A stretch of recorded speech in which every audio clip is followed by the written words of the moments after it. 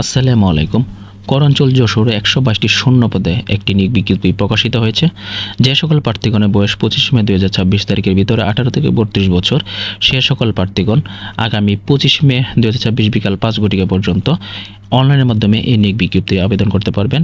অনলাইনে এই নিয়োগ বিজ্ঞপ্তি কীভাবে আবেদন করবেন বা শিক্ষাগত যোগ্যতা, আবেদন ফি কত, সকল কিছু পর্যালোচনা করবো আজকের এই ভিডিওতে। তাই ধৈর্য সহকারে ভিডিওটি দেখতে থাকুন। যদি আমাদের ভিডিও দেখে উপকৃত হয়ে থাকেন তাহলে অবশ্যই ভিডিওটি লাইক অ্যান্ড শেয়ার করে দিবেন।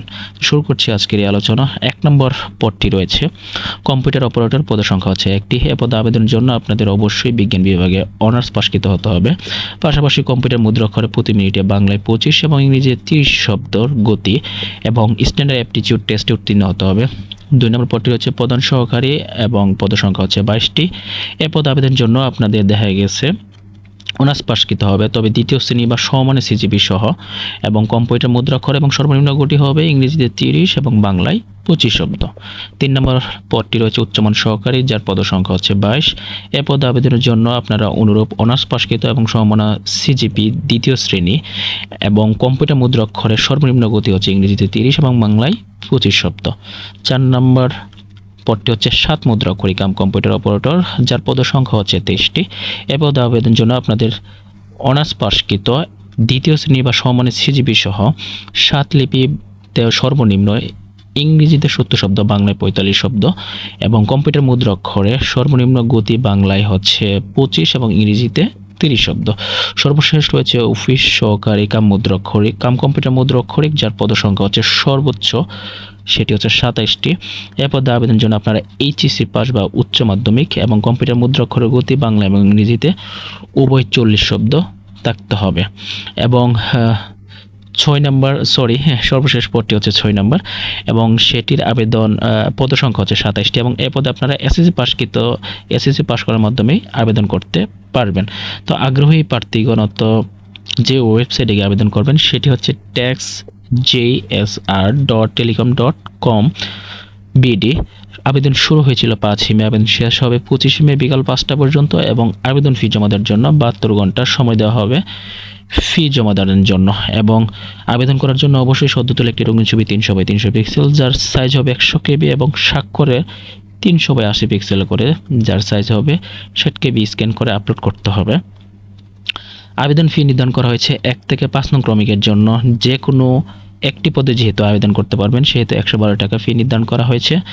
এবং SMS প্রণালীটা হচ্ছে taxjsr স্পেস ইউজার আইডি 1622 নাম্বারে সেন্ড করে দিবেন। তো আবেদনে কিছু শর্তাবলী আছে, সেটি যদি দেখে এই আবেদন আপনারা কারা আবেদন করতে পারবেন।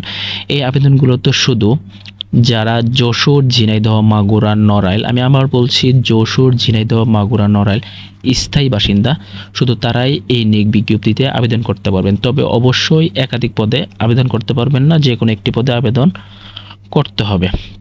তাছাড়া বয়সের এখানে কিছু বিষয় আছে, সেটা হচ্ছে 1 নং ক্রমিকের জন্য যে বর্ণিত কম্পিউটার অপারেটর এর 2 নংয়ে বর্ণিত প্রধান সহকারী, 3 নংয়ের ক্রমে উচ্চমান সহকারী এবং 4 নম্বরের 7 মুদ্রাক্ষরী কম্পিউটার এবং 5 নং এবং 6 নং সকল পদের জন্য দেখা গেছে মৌখিক পরীক্ষায় যারা যোগ্য হবেন তারা বিবেচ্য হবেন। তবে এখানে কম্পিউটার অপারেটর থেকে শুরু করে 7 মুদ্রাক্ষরী কম্পিউটার বা অফিস সহকারী এখানে অবশ্যই ব্যবহারিক পরীক্ষায় উত্তীর্ণ হতে হবে।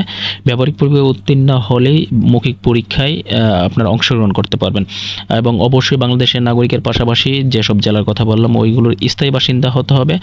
এবং যারা চূড়ান্ত মনোনয়ন পাবেন তাদেরকে অবশ্যই সিভিল সার্জন থেকে স্বাস্থ্যের উপযুক্ত একটা সনদ সংগ্রহ করে দাখিল করতে হবে। তো এখানে পরীক্ষার মান বন্টনগুলো দেওয়া আছে, সেগুলো হচ্ছে কম্পিউটার অপারেটর পরীক্ষার জন্য বাংলা, ইংরেজি, গণিতে 20 করে এবং কম্পিউটার বিষয়ক সাধারণ জ্ঞানে 30, সর্বমোট 90 মার্ক এবং সময় দেওয়া হবে 1.5 ঘন্টা এবং মৌখিক পরীক্ষা থাকবে 10, টোটাল 100 এবং পাস করতে সর্বনিম্ন নাম্বার হচ্ছে 50% এবং বাকি পদগুলোর জন্য বাংলা, ইংরেজিতে 25 করে এবং গণিত এবং সাধারণ জ্ঞানে 20 করে, মোট 90 সময় দেওয়া হবে 1.5 ঘন্টা বা 90 মিনিট এবং ভাইবা 10 নাম্বার নিয়ে সর্বমোট 100-র মধ্যে 50% যারা পাবেন তারা পাস বলে যোগ্য গণ্য হবেন। তো একাধিক পদে এখানে আবেদন করা যায় না, যে কোনো একটি পদে এখানে আবেদন করতে পারবেন এবং সিভিল সার্জন কাছ থেকে স্বাস্থ্যগত উপযোগ্যতার সনদ দাখিল করতে হবে যারা চূড়ান্ত মনোনয়ন প্রার্থী হবেন। তার দেরি